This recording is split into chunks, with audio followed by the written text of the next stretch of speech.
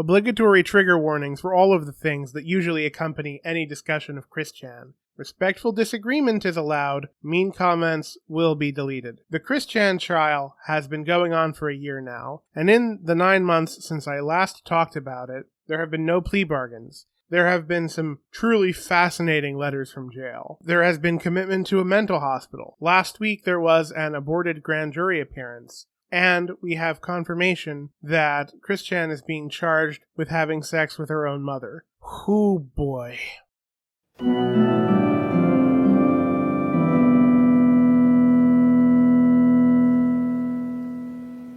So, for the uninitiated, Christine Chandler, better known by her social media handle Chris-chan, is an extremely controversial internet personality. She is an autistic trans woman with moderate to high support needs, who has been both the victim of years of abuse, both at home and from the public, but has also gotten involved with legal trouble on numerous occasions, culminating in being accused of, and now we know going to be charged with, having an incestuous affair with her 80-year-old mother, Barb, who appears to have dementia. Incest is a crime in Virginia, where Chris lives, as it is in most states. So Chris was arrested late July, early August. There's no indication at this time that Chris will be charged with any form of sexual assault, given that Barb may not have had the competence to legally consent.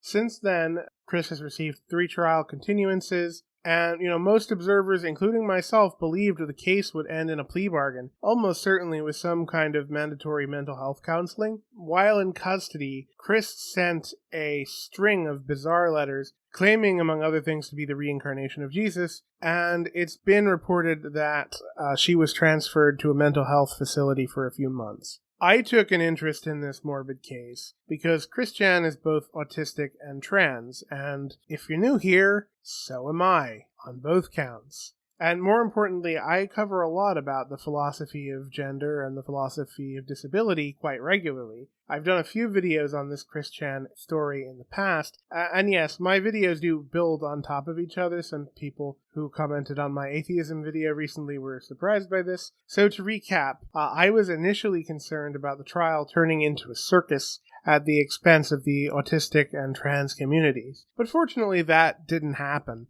I thought the trial would end in a plea bargain, which hasn't happened yet, though more people have come around to that position, at least up until recently. Now it looks like it may have another disposition. I also argued that Chris-chan's religious views were an extreme example of a kind of animism and neo-shamanism that are sort of emerging spiritual phenomena in the autistic community, which is probably why I put that somewhere in the title of this video. Today I want to talk about Barb, Chris-chan's mother and alleged victim. Because if Barb has dementia, then she is disabled, and she has rights, and we should explore them. So reading through her page on the Quickie has been an experience. Quickie, by the way, stands for Christian Weston Chandler Wiki. So it seems like she has always been inclined to a more tactile relationship with Chris, let's say, and Chris did take her to the prom. So there's decades of Oedipal issues in the Chandler family to sort out. To say nothing of the medical neglect it seems that Barb engaged in by ignoring Chris's many psychological issues over the years. There have been questions about whether Barb could have consented in this case,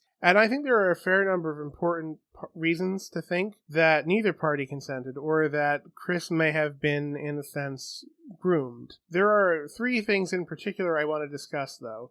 2 in relation to Barb, and 1 sort of more tangential. So the first question is whether dementia should legally preclude one from being able to consent. The second thing is sort of the history of anti-incest laws. And the third is Virginia Code Subsection 19. Now, the rights of disabled people to consent to sex has been a huge issue for the disabled community for over a century now, and it's part of the rationale behind forced sterilization. The standard many disabled activists advocate for has long been presumed competence in everything, but especially in this case in the sexual domain. Many disabled activists believe merely having dementia or an intellectual disability should not preclude the ability for an adult to have meaningful consent to sex or relationships. Instead, if there is that kind of question, then that burden should fall to the state to show that in this case, intellectual disability or dementia specifically caused incompetence under these specific circumstances. Under U.S. law, nobody is supposed to be sentenciable to forced celibacy. Yet for many intellectually disabled people who have been declared incompetent, they have been de facto forced into celibacy by the courts because any relationship they might want to have would be legally sexual assault. Now, because I know you'll ask, this differs from other, how shall I put this, groups who cannot consent and leave it at that, mostly because we are talking about physical adults here who have need for love and sex. Most do, not counting the asexuals, but most do, where in this case we're approaching something that's more like a need. So I would say it's analogous to like consenting to eat. I think we have a lower threshold to what counts as competence for consenting to eat. So I don't think Barb's dementia should inherently preclude her from enjoying her sex life in her golden years, if it were the pool boy at the retirement home in Florida, instead of what it actually was, allegedly. Which brings me to the incest issue. Now, whatever your feelings are about whether incest between consenting adults should be legal, as it is in some states, we need to acknowledge the role ableism and, to a lesser extent, classism played in the passage of anti-incest laws. The main biological consequence of inbreeding is a net increase in homozygosity in the population, meaning the genes you receive from mom and dad are a lot more similar than they would be normally. And since in mammals most genetic disorders are recessive, you need 2 copies of the gene to get the disorder. Having 2 copies of the recessive gene is much more common under inbreeding, which is why incestuous pairings are much more likely to lead to genetic disorders. This has been Tommy Explains 10th grade genetics. 8 years of post-secondary education, well worth it. But what does it say about us that we fear genetic disorders so much? Sure, some are lethal and some lead to chronic pain, but policies aimed at preventing the conception of the disabled is a little bit eugenicsy, don't you think? Also, sociologically, inbreeding was much more likely to occur in humans among poorer rural populations where, in the past, you might never have traveled more than 50 miles away from where you were born, and you're probably related to everybody in that radius. So, true story. I come from a really small town in rural Pennsylvania. My parents moved there from Newark, but most of the people who lived in that town had been there for generations. So a friend of mine from high school was going with this girl for over a year, both long-term residents, before they found out they were cousins. Point is, incest, even accidental, is a lot more common in poor rural communities, which, tangent time, leads me to one of the worst genres in film that I just absolutely hate, which is hillbilly horror, in which the whole point is how scary poor rural people are. They're almost certainly inbred and probably cannibals. I'm glad this trope's finally dying.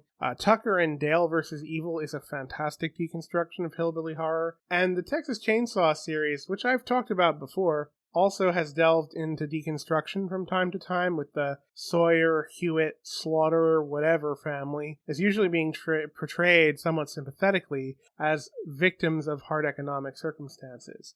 Even the recent movie, which I talked about in a previous video, is to a degree a deconstruction, calling out rural gentrification. Finally, let's talk about Virginia Code Subsection 19.2 303-6. Deferred deposition in a criminal case, persons with autism or intellectual disability. God, person first language written into the fucking law. I hate it. Now, I'm a biologist, not a lawyer, but this law appears to allow a defendant's attorney to enter a plea for deferred action on behalf of a defendant with autism or intellectual disability. Chris Chan's attorney has filed a motion under this law, which may ultimately be the end of the case, likely a form of probation with therapy. And while I always expected some form of plea agreement, I'm not happy with this motion, and I suspect a lot of you out there are not happy with this motion either. It's one thing to say Chris had mental health issues due to years of abuse, and that a plea bargain with mandatory counseling would be the most just outcome, which I absolutely believe.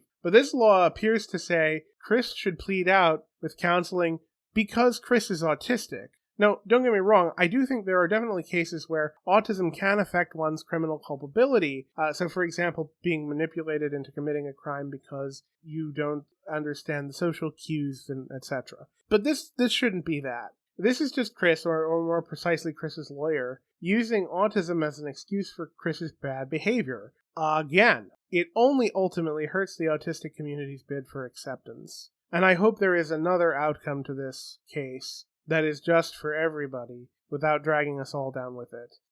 Thank you. That's all for now, friends. Take care.